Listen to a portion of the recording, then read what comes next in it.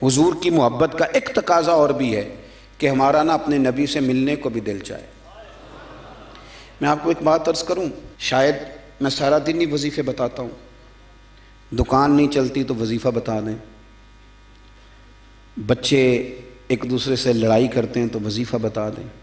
میں پڑھتا ہوں بزرگوں کی کتابیں تو بزرگ فرماتے ہیں لوگ آیا کرتے تھے کہ کوئی درود و سلام بتائیں جس سے مدینے والے محبوب کا دیدار نصیب ہو۔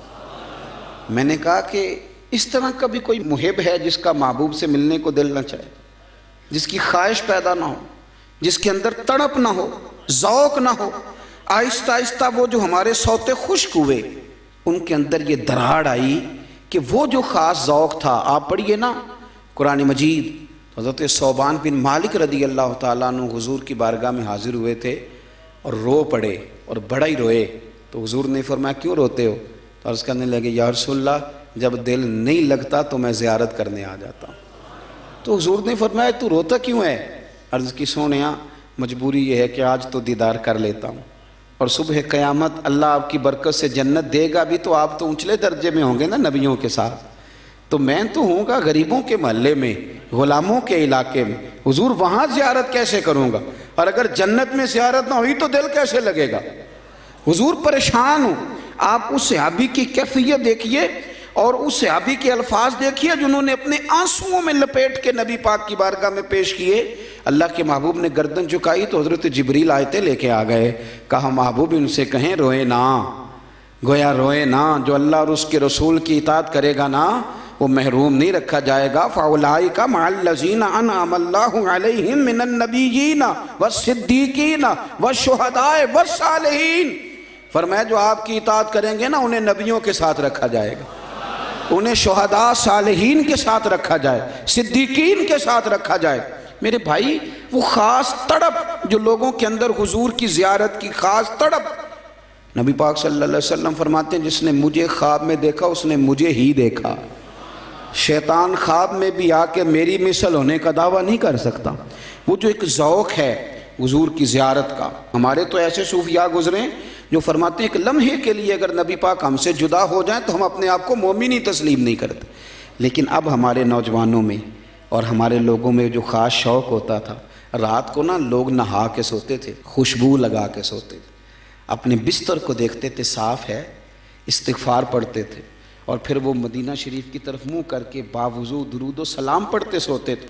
کوئی پوچھتا تھا یہ کیا ہے تو کہتے تھے چر ہویا مینوں ترلے لیندے ہاں، کدی موڑ میرے ول واگاں، خواب میری وچ ایک وار جیاں میں ساری عمر نہ جاگاں۔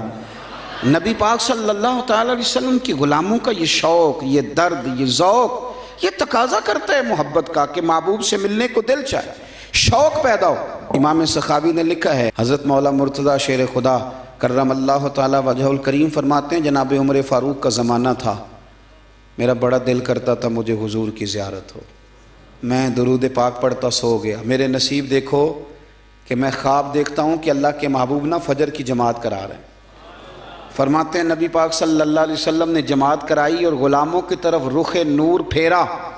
ایک صحابی کے باغ میں تازہ کھجوریں پکی تھیں، وہ صحابی ٹوکرے میں ڈال کے حضور کی بارگاہ میں لائے۔ نبی پاک صلی اللہ علیہ وسلم نے ایک کھجور اٹھائی اور اٹھا کے منہ میں رکھی، پھر حضور صحابہ کو دینے لگے۔ فرماتے ہیں قربان جائیں نمبر میرا بھی لگ گیا، کھجور کھائی، کچھ کھجور کا مزہ تھا، کچھ دست مصطفیٰ کا مزہ تھا۔ فرماتے ہیں بڑا ہی مزہ آیا، بڑا ہی سرور آیا، دل کرتا تھا کھجور ایک اور ملے، لیکن سب کو ایک ایک مل رہی تھی۔ ادب کا تقاضا یہی تھا کہ میں بھی دوسری کا سوال نہ کروں، ابھی کھجور کھا ہی رہا تھا کہ میری آنکھ کھل گئی، فجر کی اذان ہو گئی۔ فرماتے ہیں میں اٹھا تو کھجور کا ذائقہ ابھی بھی میرے منہ میں موجود تھا۔ فرماتے ہیں دل گرفتہ، دل کرتا تھا آئی یا رات وصال دے والی تے ربا رات مکن نہ دیویں۔ کہتے ہیں بھارا دن چڑھ گیا، اذان فجر ہو گئی، صبح صادق طلوع ہو گئی، میں اٹھا، وضو کیا، سنت ادا کی، مسجد میں جا کے نماز کے انتظار میں بیٹھ گیا۔ فرماتے ہیں فاروق اعظم جماعت کرانے آئے، اتفاق دیکھیں کہ حضرت عمر نے بھی وہی صورتیں نماز میں شروع کر دیں جو رات خواب میں حضور نے نماز کے اندر پڑھی۔ میں سمجھا یہ اتفاق ہے، اتفاق ہے، لیکن جناب فاروق اعظم نے جب نماز پڑھا کے سلام پھیر کے لوگوں کی طرف رخ کیا تو کھجوروں کا ٹوکرا بھی آ گیا۔ میں نے سمجھا یہ بھی اتفاق ہے، فرماتے ہیں عمر نے ایک کھجور اٹھائی اور باقی بانٹنے لگے، اور عمر نے ایک کھجور مجھے بھی دی، کھجور میں نے کھائی، مزہ مجھے بڑا آیا۔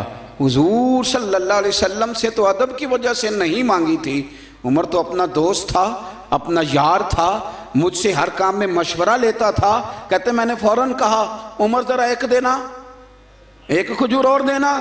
فرماتے ہیں فاروق اعظم نے اٹھائی، میں سمجھا ملنے لگی ہے، اٹھائی، اور جب حضرت فاروق اعظم نے کھجور بڑھائی اور پکڑا کسی دوسرے صحابی کو دی اور مسکرا کے میری طرف دیکھا، فرمانے لگے علی یوں تو نہ کر یار، اگر رات کو تو حضور سے دوسری لیتا تو میں بھی سویرے تجھے دوسری دے دے، اگر حضور سے رات دوسری لیتے تو میں بھی تمہیں سویرے دوسری دے دیتا۔ خواب میری وچ آیا ماہی تے میں گل وچ پا لیاں باواں، لوگوں ڈر دی ماری آنکھ بھی نہ کھولاں کتے پھر وچھڑ نہ جاؤں۔